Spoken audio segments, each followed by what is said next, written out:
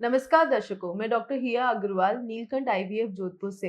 आज हम बात करेंगे कि रिकरेंट आईवीएफ फेलियर क्या होता है और इसके क्या कारण हो सकते हैं और इसको हम कैसे उपचार किया जा सकता है।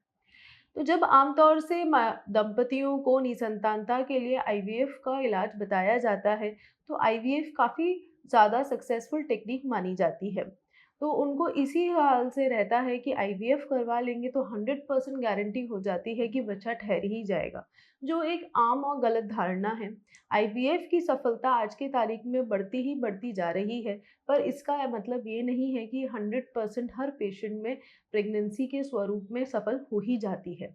कुछ ऐसे मरीज रह जाते हैं जो पहली साइकिल के बाद आईवीएफ से कंसीव नहीं कर पाते हैं, और कुछ मरीज तो ऐसे हो जाते हैं जिनमें 2 या 3 बार आईवीएफ फेल हो जाता है। तो मेडिकल लैंग्वेज में ऐसे मरीजों को हम रिकरेंट आईवीएफ फेलियर या रिकरेंट इम्प्लांटेशन फेलियर कहते हैं।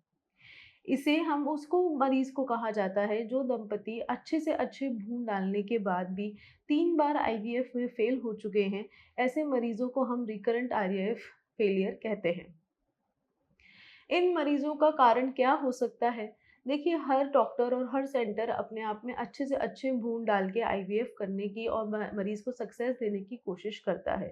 पर कुछ मरीज़ जो होते हैं, उनके अंदर कुछ ऐसे कारण हो सकते हैं जिसकी वजह से अच्छे भ्रूण डालने के बाद भी आईवीएफ फेल हो जाता है। ऐसे कुछ कारणों में सबसे प्रमुख कारण होता है भ्रूण के जेनेटिक प्रॉब्लम्स। कभी-कभार भ्रूण जो हम देखते हैं, वो हम माइक्रोस्कोप से देखते हैं। तो वो जो माइक्रोस्कोप होता है, वो भ्रूण के सिर्फ़ ऊपरी नक्शे को देखता है और ऊपरी दौर को देखता है। इससे ये पता चल सकता है कि भ्रूण में बच्चेदानी से चिपकने की क्षमता कितनी है। बट इसमें उसके अंदर के जेनेटिक के मापदंड को नहीं देखा जाता। तो ऐसे में अगर किसी मरीज़ के बार-बार भ्रूण अच्छे दिखने में हैं, बट फिर भी जाकर प्रेगनेंसी नहीं दे पा रहे हैं, तो उसमें जेनेटिक प्रॉब्लम हो सकती है। ऐसे में हम मरीज़ को ये उपचार देते हैं कि आप एक पीजीएस या पीजीटीए टेक्नीक कहते हैं, जिसमें भ्रूण की एक छोटी-सी माइक्रोस्कोप निडल के द्वारा एक भ्रूण के सेल निकाले जाते हैं। कुछ सेल निकाल कर उनको जेनेटिक मापदंड देखा जाता है, और जेनेटिक में अगर भ्रूण स्वस्थ आता है, तो फिर उनको ट्रांसफ़र किया जाता है और उससे प्रेगनेंसी की जाती है। तो ऐसे में इन मरीज़ों को सफलता प्राप्त हो सकती है। दूसरा प्रमुख कारण हो सकता है जो म मेल पार्टनर है, उनके शुक्राणु की अवस्था तो ठीक है, पर अंदर से वो ठीक नहीं है। उनमें कोई ज़्यादा ऑक्सीडेटिव स्ट्रेस है, जिसके कारण शुक्राणु दिख तो रहे हैं, पर अंदर से स्वस्थ नहीं हैं। ऐसे में एक डीएनए फ्रेगमेंटेशन टेस्ट किया जाता है, जिसमें अंदर से शुक्राणु की स्वस्थता देखी जाती है, और अगर वो काफ़ी मात्रा में अधिक मानी जाती है कि हाँ, ये स्वस्थ नहीं है, तो कुछ 1-2 महीने तक दवाइयाँ दी जाती हैं, जिनमें हम एंटीऑक्सीडेंट्स की पावरफुल एंटीऑक्सीडेंट की दवाइयाँ देते हैं, और फिर उसके बाद भ्रूण बनाए जाते हैं और उनसे सफलता प्राप्त की जाती है। तीसरा प्रमुख कारण हो सकता है महिला के गर्भाशय में संक्रमण या कोई ऐसा चीज़ जिसमें हम फाइब्रॉइड, सेप्टम या कोई पॉलिप है, जिसकी वजह से भ्रूण को डाल तो रहे हैं, पर वो बच्चेदानी से चिपक नहीं रहा है। बहुत कॉमन रीज़न माना जाता है गर्भाशय की परत पे संक्रमण, जिसको आम भाषा में या मेडिकल लैंग्वेज में हम क्रॉनिक एंडोमेट्राइटिस कहते हैं। ऐसी महिलाएं जो इतनी बार आईवीएफ करा चुकी हैं, उनको पहले से टीबी की शिकायत हो सकती है, या फिर नीचे के रास्ते से कोई ऐसे संक्रमण चले जाते हैं जिनकी बहुत ज़्यादा सिम्टम तो नहीं होते हैं, बट मरीज़ की परत पे गर्भाशय की परत पे संक्रमण हो सकता है। तो ऐसे में मरीज़ों को हम कुछ 2-3 हफ्ते तक दवाइयाँ देते हैं, वो संक्रमण ठीक करते हैं, और उसके बाद भ्रूण की स्थापना की जाती है।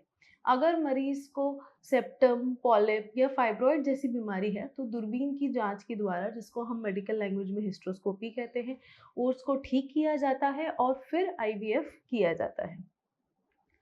चौथा एक प्रमुख कारण होता है जिसको हम इम्यूनोलॉजिकल कॉजेज़ कहते हैं। इसका मतलब ये है कि महिला के शरीर में कुछ ऐसे पदार्थ बनते हैं जो गर्भाशय को चिपकने नहीं दे रहे हैं भ्रूण से। तो भ्रूण या गर्भाशय के बीच में एक दीवार सी बना देते हैं, जिसकी वजह से गर्भाशय से भ्रूण चिपक नहीं पाता है और प्रेगनेंसी नहीं आ पाती।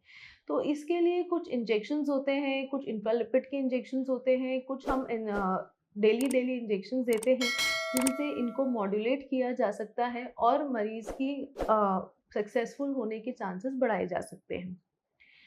और कोई कारण हो सकते हैं कि मरीज़ की कुछ अपनी ड्रिंकिंग हैबिट्स हैं, स्मोकिंग हैबिट्स हैं, उन्होंने दवाइयाँ नियमित रूप से नहीं लेते हैं, अच्छे तरीके से कंप्लायंट नहीं रहते हैं। तो ये सब चीज़ें तो आपको खुद ही ठीक करनी होती हैं। एक बार ये सब चीज़ें ठीक रहती हैं और ये सब कारण भी अगर अपने रूल्ड आउट हो जाते हैं, तो नॉर्मली प्रेगनेंसी आने की संभावना काफ़ी बढ़ जाती है।